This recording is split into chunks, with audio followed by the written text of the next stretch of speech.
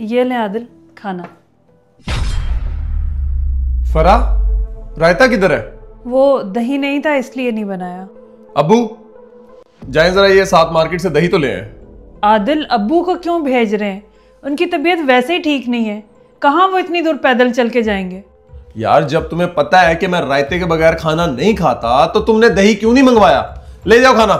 نہیں بیٹا تم کھانا نہ چھوڑو، میں دہی لے آتا ہوں. ہاں لے آئے.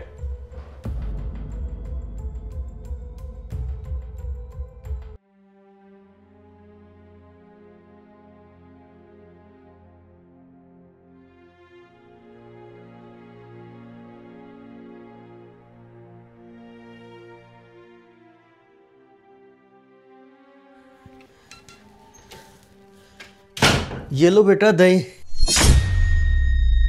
اب کیا فائدہ ابو، اب میں نے کھانا کھا لیا ہے. آپ ایک کام کرو فرح کو دے دو. ٹھیک ہے بیٹا. عادل وہ نیچے گاڑی واش کرنے کے لیے آیا، اس کو چابی تو دے آئیں. ابو ذرا جائے نیچے، اس کو چابی تو دے آئیں. عادل میں آپ کو بول رہی ہوں، آپ ابو کو کیوں بھیج رہے ہو؟ یار فرح اگر ابو چابی دینے نیچے چلے جائیں گے تو کون سی قیامت ٹوٹ پڑے گی؟ یہ ایک ہی تو فلور ہے، نیچے ہی تو جانا ہے. عادل ان کی طبیعت خراب ہے. یار طبیعت خراب ہے تو کیا ہوا، میرے ابو ہے نا، تمہیں کیوں تکلیف ہو رہی ہے؟ بیٹا تم دونوں لڑو نہیں، میں نیچے جا کر چابی دے آتا ہوں.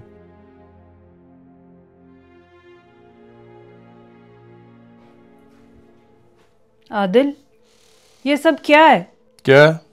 آپ ابو کے ساتھ اس طرح کیوں کر رہے ہو؟ وہ سب چھوڑو، ابو کی رپورٹ آ گئی؟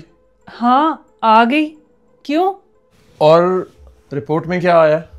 ان کا بی پی اور شوگر دونوں نارمل ہے. دیکھنا فرح اگر ایسے چلتا رہا نا تو ایک دن ان کی دوائی چھوٹ جائے گی. میں کچھ سمجھی نہیں عادل.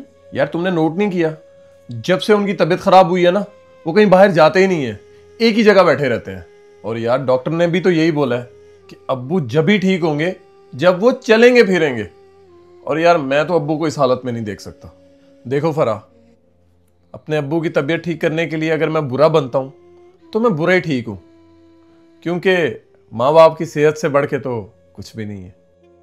جو والد کی قدر کرتا ہے وہ غریب نہیں ہوتا، اور جو ماں کی قدر کرتا ہے وہ کبھی بد نصیب نہیں ہوتا.